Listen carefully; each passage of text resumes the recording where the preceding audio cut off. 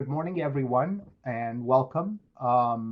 Glad to have you here and glad to be with you discussing this topic that I find to be one of the ones I have a lot of passion for, and I'm always excited to discuss with people, which is the topic of emotional intelligence. But I want to give you a little bit of background about why now and why this um, topic in particular, tension or dealing with tense situations using emotional intelligence or leaning into emotional intelligence.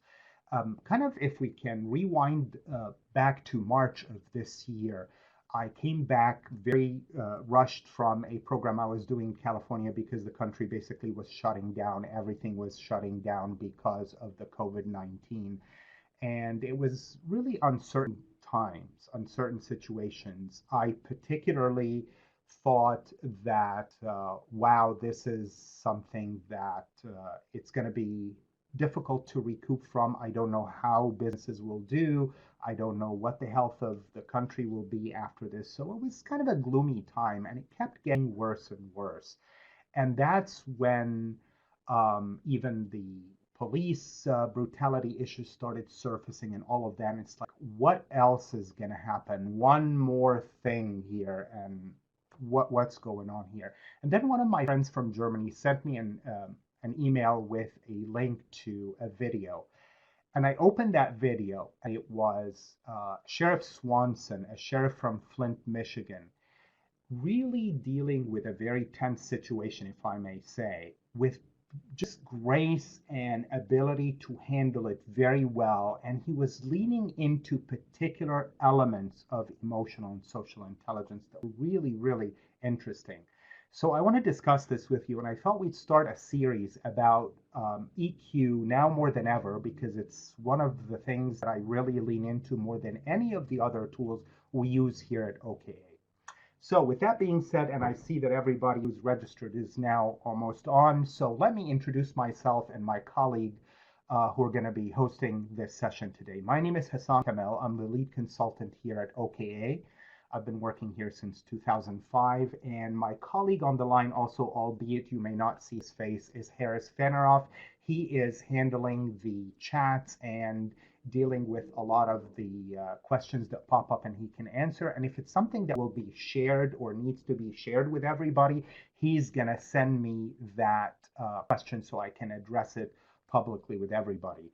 You do not have mic capability, but you can certainly chat your questions or comments. Please do. And Harris is going through those. And like I said, he will send me anything that needs to be addressed publicly. So, with that being said, let's jump into this topic of emotional intelligence and de escalating tense situations. We're not just going to look at de escalation, we're going to look at more than that. But that topic particularly rose to the front of the line here because of the tense situation our entire nation, and if I may add, actually the entire globe is going through. Police brutality, injustice, social injustice is coming out and bubbling in a lot of different areas. So let's look at, so why emotional intelligence? Well, what exactly is emotional intelligence for those of you who are neither certified nor have heard about it really much, particularly this model of emotional and social intelligence, which is MHS's model that we use here at OKA.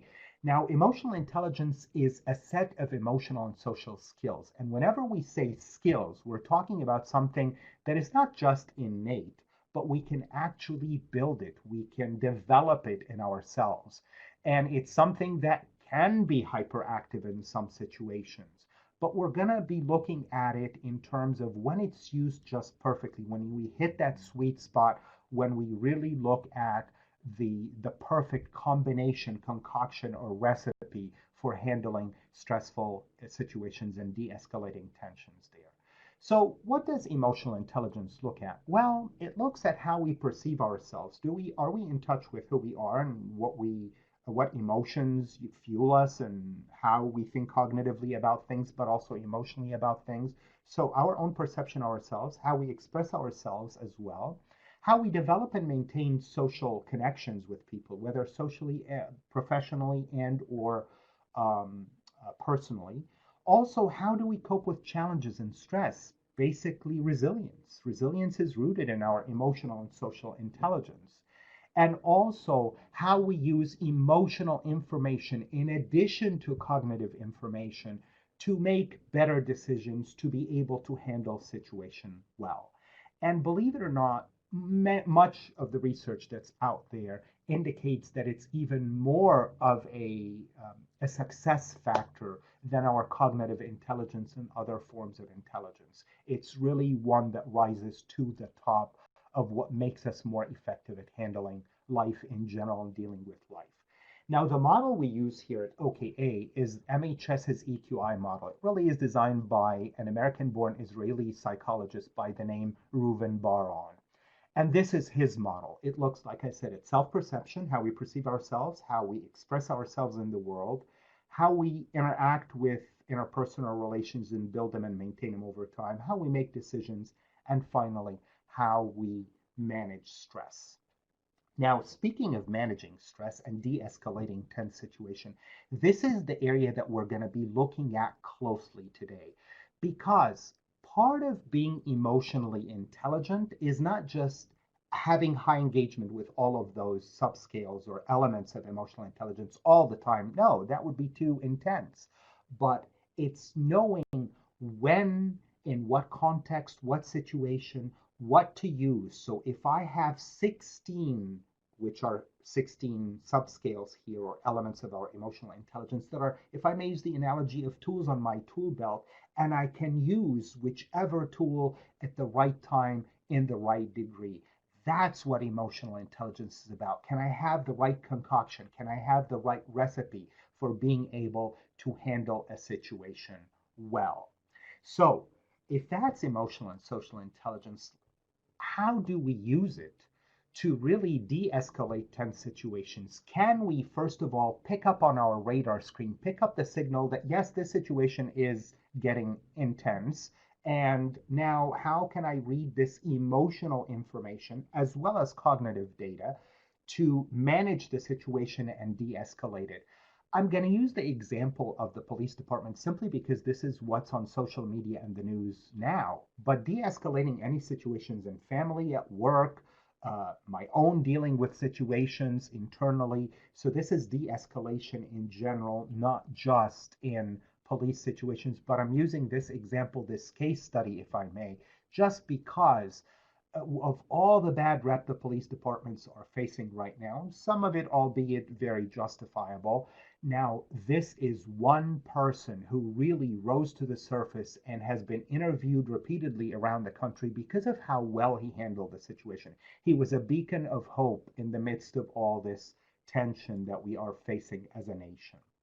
Now, like I said, we're going to look at some of the pieces of the model, not the entire model, not all of our emotional intelligence in its total sum, but we're going to dig deeper in some of these five scales or five composite scales of our emotional intelligence: self-perception, self-expression, interpersonal decision making, and stress management, to look at what are the specific ingredients for being able to de-escalate tense situations. Now, I'm going to use the case study of this fellow here, Sheriff Chris Swanson of Flint, Michigan. And this happened just a couple of weeks ago. For those of you who are internationally with us here and may not have seen this video, we're going to see it here very shortly and begin to peel the layers of the onion. Now, what I'd like you to do, I'm going to kind of frame it and then show you a couple of videos. But for the first video, what I want you to be particularly looking for is, out of the self-perception composite, I want you to look at how he looks at emotional self-awareness. Now, he is someone who can read not only his own emotions, but it's also understanding the emotions of the people around him. He is capable of assessing his own emotions, the emotions of the crowd around him, really nicely. So I want you to be on the lookout for that part. Also, well, self-expression, yes, of course, there's a lot of self-expression going on. One could argue that all elements and subscales of emotional self-awareness, of emotional intelligence are being used at some point. Yes, but what leads in the forefront? what is at the basically the helm of all this, and he's leaning into more. He doesn't lean much in self-expression, at least not to the degree that he leans into the interpersonal aspect of our emotional and social intelligence. He particularly focuses on empathy.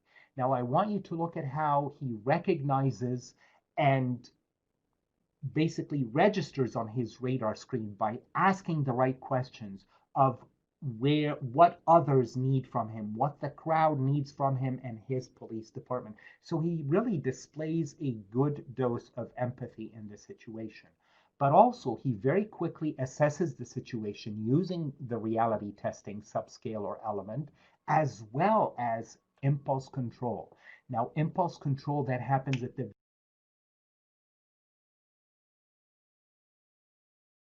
very beginning, our ability to really resist, delay acting, feeling, doing, or saying something until it's the right time. Impulse control is that ability to manage when to say or do or feel a certain way, that when it comes out at the right time. That's what we're talking about here. So I want you to look for how he taps into those. What we're talking about is really, in essence, impulse control to hold back, pause, assess the situation, then engage the four subscales of our emotional intelligence that really focus on data gathering in the here and now, to be on my toes, able to handle the situation as best as I can. So, with that being said, I want to play this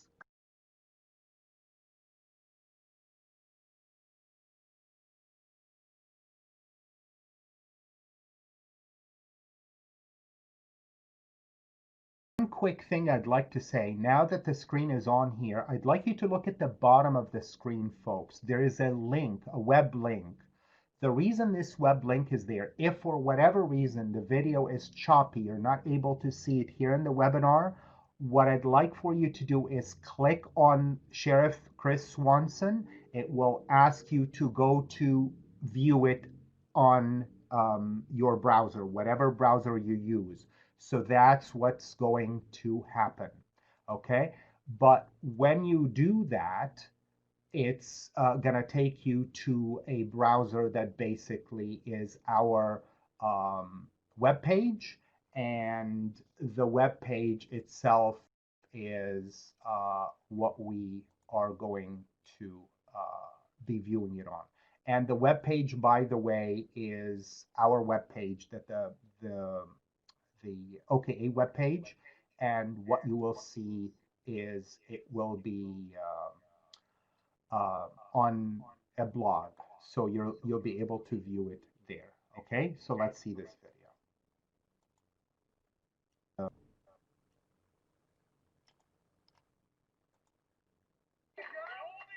The only reason we're here is to make sure that you got a voice. That's it. There we go. Don't think for a second that he represents who these cops are from all over the county and around this nation.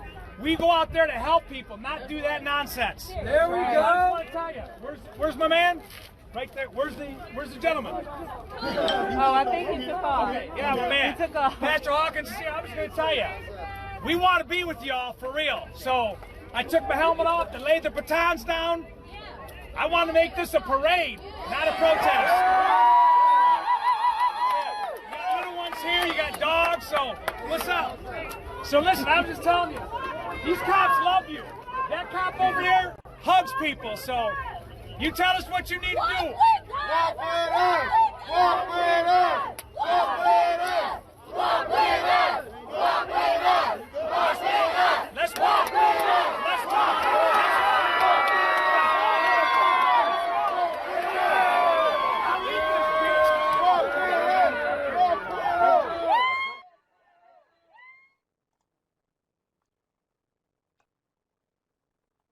Okay.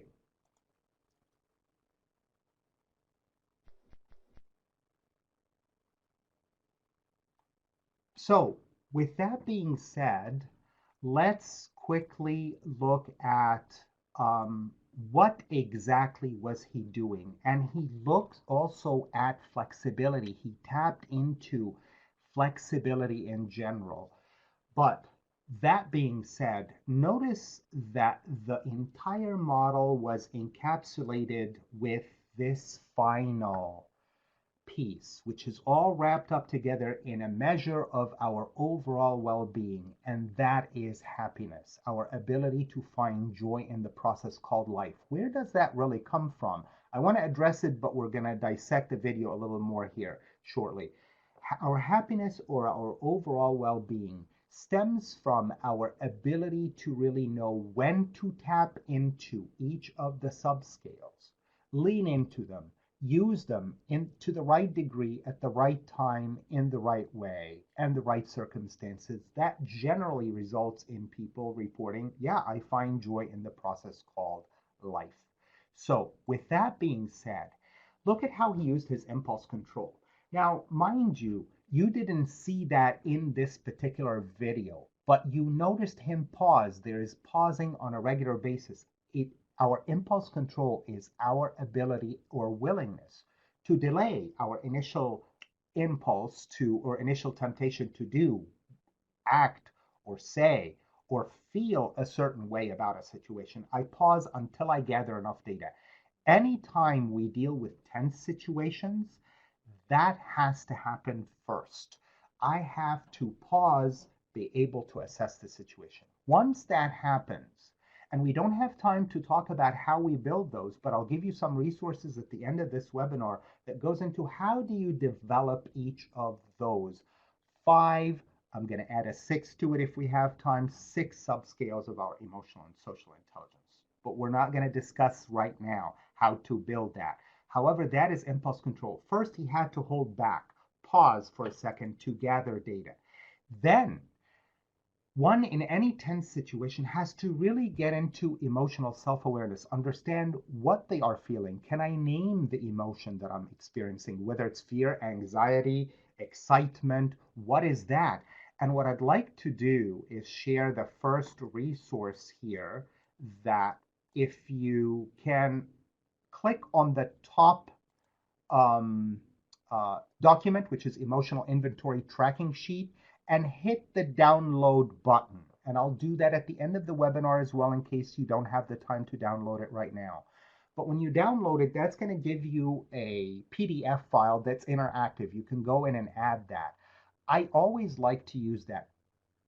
Paper and pencil is a good version. There is another version of it, and that's on the document as well. It's an app you can download. It's only 99 cents. And you can download it and use it on your iPhone, which really is, it's by Yale University, put together by Yale University. So I'm not marketing our stuff, but it's a really good app that helps us track our emotions, develop the palette to be able to identify what emotions am I experiencing?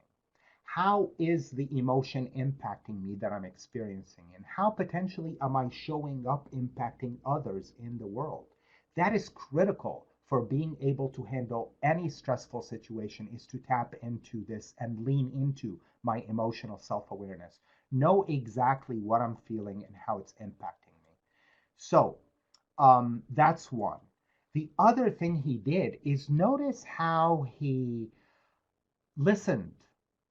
Active listening is rooted in our empathy. Empathy, that's the doorway to our empathy. Empathy is our ability to pick up on our radar screen again what others are feeling. What are their emotions? Even though I may not be experiencing it right in the moment, but at least I can register what are you feeling. Potentially want to step in and help if I can, but register and be able to detect what your needs and feelings are and how might I step in there if I can give you any assistance. It doesn't mean I take on your emotion. I just simply register it and be able to go, okay, you're feeling this way because of, I can understand that. Cognitively, I can register that, even though that emotion is not experienced by me. He did that. He listened. He said, what do you need from us, right? And with that, he also assessed the situation. He assessed the situation. The reality testing is basically assessing the situation. Effective police officers, effective leaders, I would argue, effective human beings need to be doing that on a constant basis. Be able to take data from the world around us, including my own emotions, and and basically say, okay, what's going on is X, Y, and Z. Someone else reviewing the situation, viewing the situation, being involved in the situation could look at me and say, yep, Hassan, pretty much that's what's going on. So reality testing is assessing objectively what's going on, but also being able to detect the emotional component of the situation, my own and potentially the crowd around me. Is it tense? Is it really not that tense? He did it so artfully in the sense that he realized as a police officer in riot situations, we all need to be in riot gear.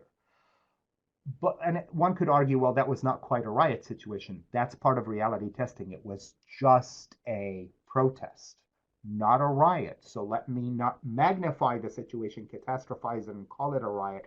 It's just a protest. Now, do we really need the helmets? Do we need the batons? No, we lay them down. So he did that. That's an assessment of reality. And he was flexible enough in the moment to go, you know what? You want us to walk with you? Let's go. Let's go walking. That is the flexibility needed because people who are rigid typically tense up in stressful situations and they dig their heels in. If I'm flexible, being able to take in new data, allow it to convince me to feel differently, act differently, maybe even think differently. That's what flexibility when it comes to emotional intelligence is all about. And Sheriff Swanson demonstrated that so beautifully and artfully. Now, he also went further because I was really intrigued by his story and I wanted to see what is this guy all about? Where did he learn all this stuff? I'd love to meet the guy one day if at all possible and maybe co-teach with him, as I was telling my colleague Harris. But the idea is when he was interviewed, he did something really, really important. He tapped into and leaned into a subscale of emotional intelligence that's really, really important. And I would argue that good, effective policing, good, effective leadership in general requires that, which is interpersonal relationships. It's about building, initiating, and maintaining over a period of time healthy relationships, professionally and or personally. So that means, in essence, know your people. Know your people. I'd like you to watch this video quickly that I'm going to play for you. Once again, if the video is not playing well for you, just click on the link at the very bottom and that will take you there and you could watch it on your browser. But this video really looks at how Sheriff Swanson emphasizes the importance of interpersonal relationships to do his job well. So here we go.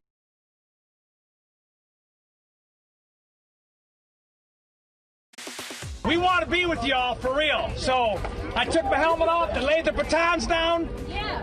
I want to make this a parade, not a protest. So you put down your stuff and you're walking with everyone, and what is the reaction among people around you? It was electric. You had people that had no faith, and in one moment they saw that the police were with them. And again, I'm not a hero. I'm not somebody that wants to get any attention individually. But you know, it takes police leadership. It takes experience and training. But more importantly, it takes the heart of a human being to show love and dignity and respect for another human being. And all the folks wanted was someone to hear them, not to just whisper words. And it takes cops to come from behind their desks, from outside their conference rooms, from outside their podiums, from the top down, and to go into the community. And I can tell you this too. Those folks there were street smart. And when you are in a community and you try to say something and it doesn't come from here, folks pick it up quick. Mm-hmm. And they knew that the heart was right because I grew up in jail. I grew up as a police officer. 27 years tomorrow is my anniversary. So I understand people. I've been on the mission field. I understand understand pain. And all I wanted is these folks to just know that I'm here for you. These cops are here for you. And 800,000 cops around the United States.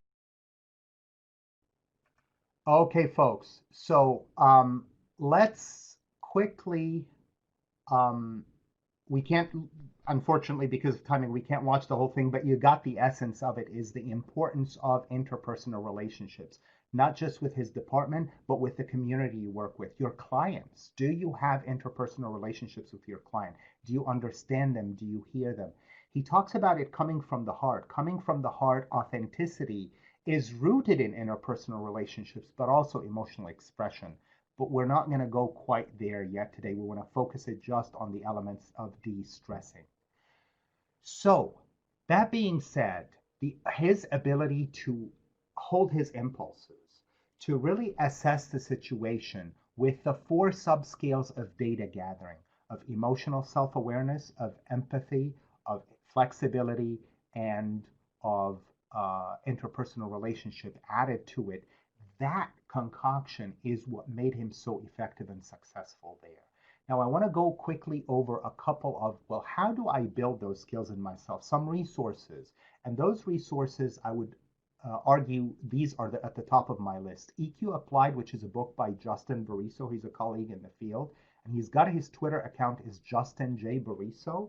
And he talks about developing EQ in general, not just the subscales we talked about, but a few of them. Also, a book by Chip Conley called Emotional Equations, which is about developing emotional self-awareness. Remember that emotional self-awareness can be developed also right with the emotional inventory tracking sheet. That's one way, but this book talks about a few others. In addition to it, gives you a lot of links and websites to go to know how to develop your emotional and social intelligence. There's also the app, which is the mood meter that I mentioned, and it's also about developing emotional self-awareness, which is critical to really build more EQ skills. And finally, the happiness hypothesis, which is a book by Jonathan Haidt, and it's all about developing our overall well-being, but through developing specific aspects of our emotional intelligence. In addition to that, he talks about resilience as well, which is really heavily rooted in emotional intelligence, or our EQ. That being said, what I'd like to do is, here is our contact information. The contact information basically is for a variety of different things. Connect with us. There are plenty of platforms, and if you connect with us, you can connect with us in a multitude of different ways, whether it's a Twitter account, LinkedIn, our Facebook page, and then there are workshops that we put together, some free, some for a fee, on emotional and social intelligence. You can even get certified in emotional and social intelligence. Lately, we've also heard from some people asking particularly about virtual facilitation skills, given that everybody is on lockdown and we need to really be able to communicate with people and teach people through the internet, what we're doing right here. So how do I construct a webinar using about EQ or about any other topic, but enhance my virtual workshops facilitation skills? So those are here. Also, if you download the contact info, it's this same page given to you in a downloadable format. I know we're at the hour, but I'd like to open it up to questions. So what I'm going to do is I'm going to pull another page here shortly. And if you can, just any questions or any suggestions, resources you would like to share with the rest of the crowd about any EQ in general, all the way on the right, or any of the subscales that we spoke of today: impulse control, emotional self-awareness, empathy, reality testing, flexibility, and interpersonal relationships. Feel free to do so. I'm going to stay on here as long as you have questions that you want me to answer. Happy to engage with those questions. So type away. And Harris, my colleague here, feel free to post your questions here under the EQ in general. Absolutely. Susan. Effective impulse control requires flexibility, but too much flexibility can be just as detrimental. But I like the connection you made there, right? Brendan Burchard stuff, absolutely, Brett. That's good stuff as well. Asking these three questions has transformed my emotional self-awareness. What am I feeling? Why am I feeling this? What do I need? That's exactly in the emotional tracking sheet, Katie. So thank you for saying that. Brene Brown, she's huge on the topic as well. Naomi Quang stuff, yes. The inferior function, absolutely. That's the tie into psychological type and emotional intelligence. That is absolutely beautiful. So I can catch a few. Harris, my colleague, is catching the rest. We're going to get all those questions, whatever I can't answer right here and now. I'm going to make sure to answer it for you in a later webinar. We'll have one next week as well. Still about emotional intelligence now more than ever. We'll have it the same time next Friday. And we'll handle topics that have to do with the medical field, and particularly the frontline medical field, dealing with the stress and the resilience they have to have in order to deal with COVID-19. And that will be followed afterwards by EQ and social justice, because that certainly can be a topic that a lot of people have requested from us. Can you do something about social justice? So that's in the works as well. Okay. Any particular questions? Is this true, or what do I know that is true? Yes, Katie, about developing reality testing. What story am I telling myself? What is my narrative? And how do I really adjust it if I need to? Absolutely. Those are all great resources, folks. And I love seeing the comments. Thank you, Eduardo. Thank you, everybody, for being here. Again, if I see more questions, I'm happy to answer them until we see this conversation dwindle down, people leaving. But it's been wonderful working with you in this tight schedule of half an hour. I hope I introduced a topic that piques your interest, and stay tuned next week and the following week. We want to have at least 2 more of these webinars of EQ now more than ever. How does it factor in our lives, and how do we become better at it? Okay. Thank you, folks. Thank you. And like I said, this is recorded, and it will be put on our website in shortly. So it's not going to be a long time before it's on our website. So you can look at it, and if there are any questions on our website, you can find both Harris's email, my email as well, and we are happy to answer or entertain any questions that you may have. Okay? Wonderful.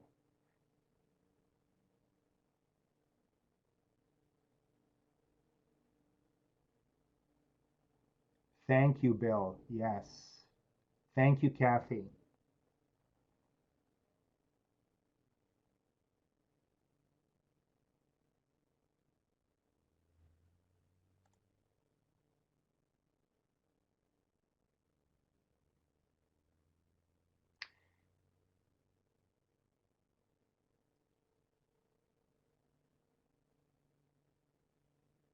Okay, folks. Have a good weekend. Be safe, be well, and we'll see you hopefully on our next webinar. That's going to be next week, same time. Have a wonderful weekend.